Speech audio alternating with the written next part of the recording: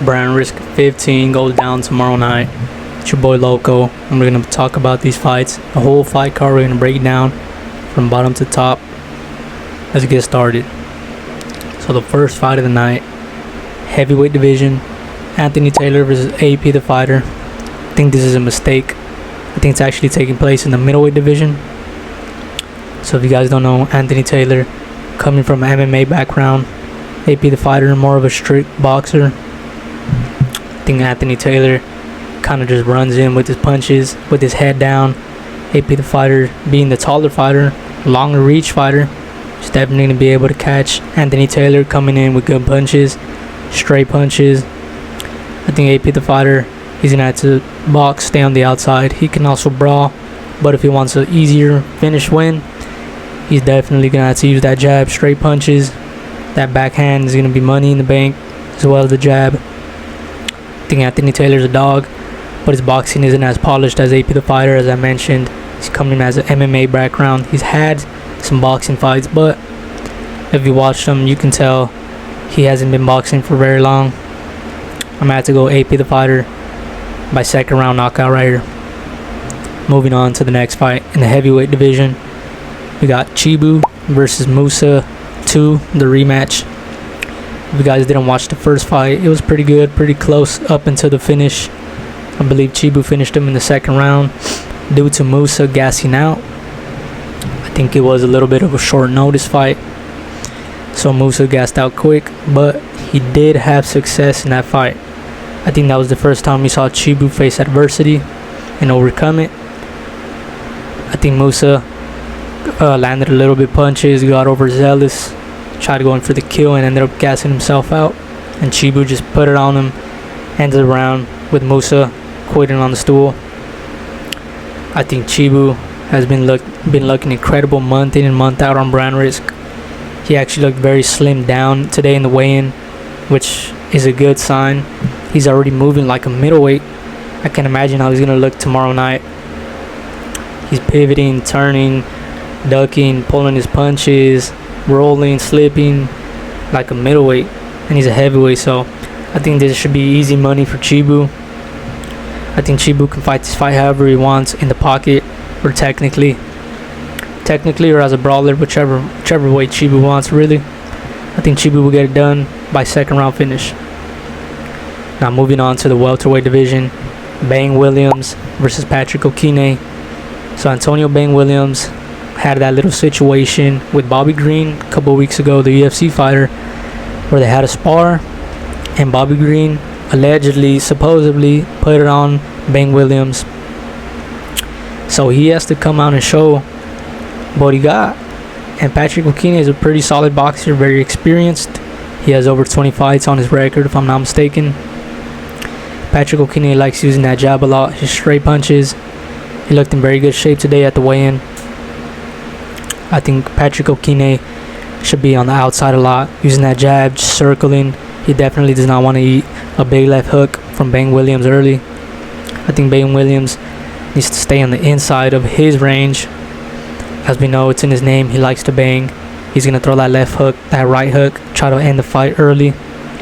He can also box though. I like that straight right hand he throws, slips and throws that right hand. I think Patrick Okine, he's going to be like somewhat running around, circling around a little bit too much. Bang Williams will eventually catch him in the fourth round. I think Bang Williams got it by fourth round knockout. He can definitely use setups to the body, popping hooks to the body, uppercuts to the body, setting that big left hook up to the head. Yeah, I got Bang Williams by fourth round knockout. Moving on to my favorite fight on this card in the middleweight division, Kimbo Slice Jr. versus Gabe Silva. So we got Kimbo Slice's son taking on Anderson Silva's son. So as we know, Kimbo Slice, his pops, he was a street brawler, made it to the UFC, fought the exact same way. He was a brawler in every promotion he fought in, anywhere he fought in. And his son, Kimbo Slice Jr., very similar to that, coming from an MMA background. Gabe Silva, Anderson Silva's son, very technical fighter. He can also brawl on the inside, but I think his technicality is definitely his plus. I think he's going to want to use long, straight punches in this fight, use that jab, that backhand straight. 1-2s are going to be money in the bank for Gabe in this fight. I think he can't brawl with Kimbo. He's gonna be highly mistaken if he tries to. Like I say, he could brawl and he could fight technically, but when you go against someone like Kimbo Slice Jr. that has incredible power, I think he's gonna be able to just edge out a decision win, staying on the outside with that jab, that 2. I think Kimbo Slice Jr. packs a lot of power in his punch. I can't really say the same for Gabe Silva, but as I stated multiple times, he's a very technical fighter. He can definitely stay on the outside with that jab, 1-2 jabs to the body, 2s to the body. I think Gabe Silva will win this by decision. Moving on to the next fight taking place in the heavyweight division. You can't really look at this fight as a technical standpoint. It's No Neck Jay versus Frankie LaPenna. I don't know if these two have already fought, but they both definitely have had a fight on Brandrisk. I don't know about against each other, but I think No Neck Jay, he just has a little more grit, has a little more heart. I think he's going to edge out a second round finish due to Frankie LaPenna gassing out on the stool. So yeah, I got No Neck Jay by second round finish. Moving on to the only women's bout on this card, taking place in the strawweight division.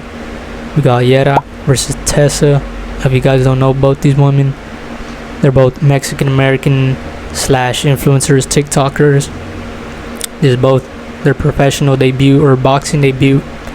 Tessa has stated that she's never been in a fight, neither on the street or in the gym or anywhere, and Yera has, so that experience could play factor just mentally, knowing that she's been in a fight and her opponent hasn't. I don't really know these women as much as the other fighters, but what I have seen on the internet of them, the picture they have painted of themselves on the internet, I think Yera has a little more grit, more heart. She's a little bit more of a badass. So I think Yera's going to get it done by decision due to the fact that they're very small, very light. I think they both weighed in under 100 pounds. I don't see any of them gassing out due to the fact they don't have to carry that much weight. So I'm about to go Yera by decision. She's going to be on that front foot a lot. Yeah. Moving on to the next fight in the middleweight division. Kodiyakk Red versus Jeremy Smith. This is definitely not a middleweight fight. Has to be a mistake. But nonetheless, Kodiyakk Red, he's one of the Island Boys. Jeremy Smith, he's a midget. He's fought on Brandrisk before. He actually possesses some good skills for a short guy. In his last fight, he fought in an MMA bout. This is strictly boxing right here. I'm gonna put up the height difference right here because it's crazy. I'm not gonna lie, I don't know who put this fight, but we're here to watch it. I think Jeremy Smith, money in the bank, is gonna be body shots because I don't think he could even hit the Island Boy if he jumps. The Island Boy, he's not really good at boxing. He kind of just goes there and wings his punches like if he didn't train. Kind of just goes with the flow. I think Jeremy Smith can definitely put this dude out with some body shots. I think Jeremy Smith, he's just gonna have some big right hands to the body, big left hands. If he gets hit to the face, that's alright, because Kodiyakk Red doesn't really pack power. He's a skinny dude, so I don't think he can knock him out. He may be able to knock Jeremy Smith off balance, but definitely not knock out. See what's crazy? I actually see Jeremy Smith beating this dude by body shot TKO in the 3rd round. I think Jeremy Smith is a dog. He would definitely not quit on himself. If it's someone to quit on themselves in this fight, it's Kodiyakk Red, the Island Boy. So I'm about to go Jeremy Smith by body shot TKO in the 3rd round. Now moving on to another one of my favorite fights on this card, taking place in the welterweight division. Julian Newman taking on Thiirty. You guys don't know Thiirty. Thiirty is a streamer, part of the BAU group with Cuff and all of those guys. And Julian Newman, everybody knows him, the ex-basketball player. So Julian Newman and his family, well really his sister and his father, they've been with a weird situation right now. They have a lot of hype around their name, a lot of talk. I think this is going to be a very fun fight due to that. I think Julian Newman is actually a very good boxer. A lot of people like to downplay his skills just because of the situations and stuff that he's always in. I think Thiirty as well. He's a very good boxer. But Julian Newman, coming from that basketball background, he has that explosiveness. He's athletic. I think Thiirty's a good boxer as well, though. He has good dodges, good slips, good rolls, good counters. I like that right hand he throws, that left hook, the lead left hook. I think Thiirty's going to need to use his jab. They're similar in height, but Thiirty is a little bit taller. I think Julian Newman's going to want to firefight in this. He's going to have to get in the pocket, get in his range, and not let Thiirty find his rhythm. I do think these two have very similar styles, very similar punches, very similar movement. They're both very twitchy, very small, very fast. But I'm going to have to edge this decision out for Julian Newman due to the fact that he's a little bit more athletic and he has a little bit more money. That doesn't matter, but it does. He has more access to better gyms, more training, personal training, and stuff like that. I think Julian Newman is going to be a little bit too quick for Thiirty, although this is going to be a very fun fight.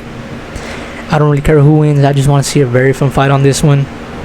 I am rooting for Thiirty, but I think Julian Newman will edge it out by decision. Yeah, let's move on to the next fight. Next fight we got in the cruiserweight division, Supa Hot Fire versus Supreme Patty. So Supreme Patty has had one fight in his career, and it's been a little while. I think Supa Hot Fire definitely has been the most active fighter in Brandrisk for the last couple months, aside from Chibu. Supa Hot Fire never really comes in physical shape, but he never really gasses out either. He did gas out a little bit against Gypsy, but he was fighting a way bigger dude, and he stayed into the end. Some people thought he won that fight. Very close. In his last fight, he absolutely rocked, knocked out Ray J, had him out cold on his feet. I think due to that fact of him being more active, he has a little bit more power. He's going to knock Supreme Patty out in the first round. Supreme Patty's going to gas out as well. He was in horrible shape in the weigh-in. I think Supreme Patty, he said in an interview that his real fight weight is at 145, and he weighed in at 185 today. So that should tell you everything you need to know about this fight. Supa Hot Fire will get it done by second round knockout. Now moving on to the middleweight division, Bob Menery versus Yk Osiris. So Bob Menery last time out fought Johnny Manziel in an MMA bout on Brandrisk. He got his head absolutely pummeled. Bob Menery looked terrible. I don't know what his game plan was. Yk Osiris fought Scam Likely on Brandrisk. It was a strict boxing fight. He got rocked with the left hook. But I think Yk Osiris just takes this more seriously ever since the last fight. He kind of realized that this is a real fight. They're not messing around just because it's influencers. I think Bob Menery, on the other hand, doesn't really take it as serious. He did look in better shape at the weigh-in than last fight, but I think Yk Osiris is definitely more athletic, more coordinated with his punches, is in better shape as well. So I think Yk Osiris will get this done by decision. I think both of them don't pack as much power as necessary to get a finish. If there's a finish here, it's going to be by someone gassing out and quitting on the stool. But I think Yk Osiris got this by decision. Now moving on to the big boys, co-main event. We got Larry Wheels taking on Vitaly in the heavyweight division. So Larry Wheels weighed in at 240 and Vitaly at 200 pounds if I'm not mistaken. So Larry Wheels has a 40-pound advantage in this fight, but I think that can play to Vitaly's factor, but also Larry Wheels' factor. Due to him being heavier, he has a harder punch, but due to him being heavier, he can also gas quicker, being that he has to carry more weight.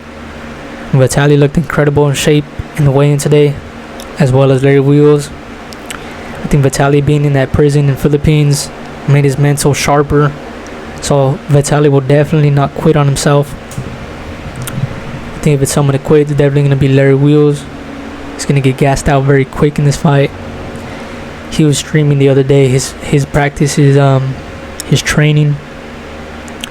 He did one round of sparring and he was gassed. And he was training with like random people in the gym sparring, and they were putting it on him. I think he has a concussion, if I'm being honest. If you guys see those clips, is insane. I think Vitaly has more heart, more grit. He's going to be on the front foot.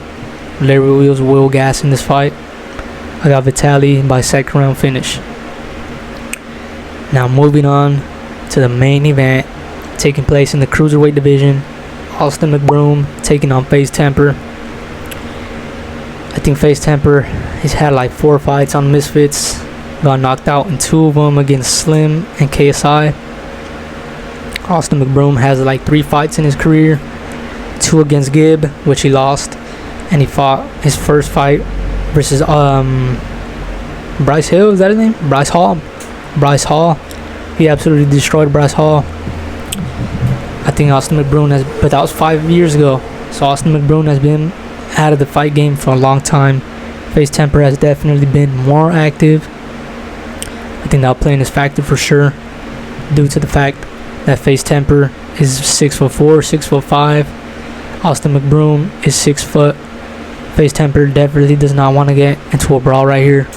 He wants to use that jab, stay on the outside, straight punches, 1-2s are going to be money in the bank, similar to the Anthony Taylor versus AP, the fighter. He's going to want to use his jab, 1-2s, straight punches, jabs to the body, gas McBroom out. As he's been out of the ring for a long time, he can definitely gas him out. But I think McBroom, being that he's an athlete as well, similar to Julian Newman with that basketball background. They're very explosive. They have good hooks, good power. So I think Austin McBroom could catch FaZe Temperrr clean with the right hand, or a lead right hook, or a back straight left. He can definitely rock Temperrr and put him down. Both these dudes are southpaws, so this is going to be the front foot southpaw battle. Whoever steps on the outside gets the punch. Like I said, Temperrr's going to want to circle around, step on the outside of Austin McBroom's front foot, use that jab, use that back left. I think due to the fact of Austin McBroom's absence in the fight game for 4 years, I think FaZe Temperrr's going to have the advantage.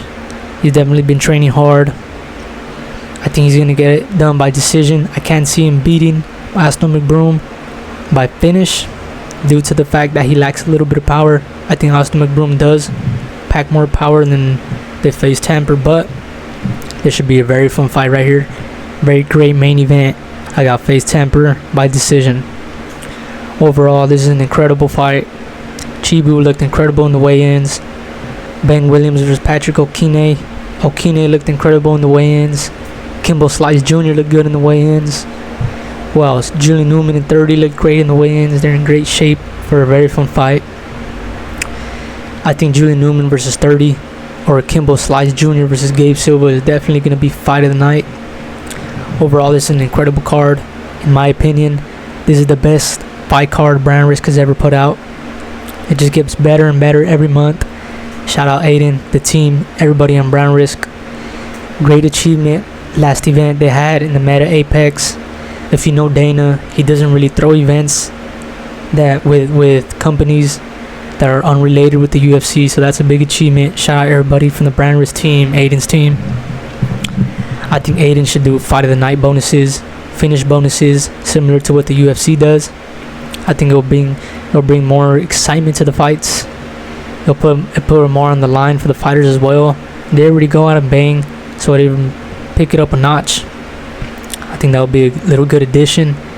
But overall, this is a very fun fight card. Make sure you guys tune in, because this is going to be a very fun fight. I think Kimbo Slice versus Gabe Silva is going to have all the MMA community's eyes on here. And yeah, that's definitely my favorite fight on here. Brandrisk 15 goes down tomorrow night on YouTube, Kick, Twitch, on X. Make sure you don't miss it, because it's going to be a great event.